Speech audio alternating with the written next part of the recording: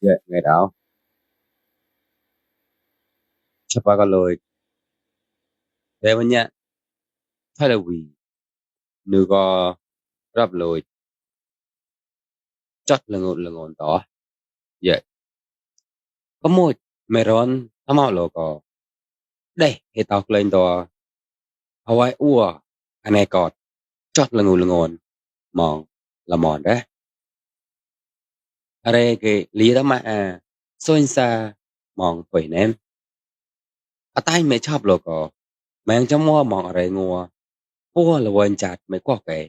Sao cả thô có lì đi đai mòn là mòn tỏ chót ua là ngon mòn đấy.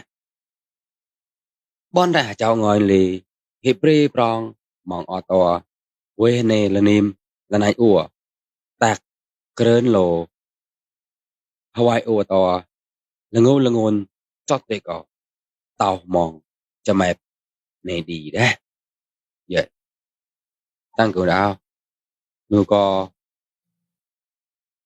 làm xanh mồn và lấy mồn xoa có mồn ủa hàng xóm đào tăng cường có để sạch mấy có mà sọt có lấy mồn đỏ sẵn đào tăng cường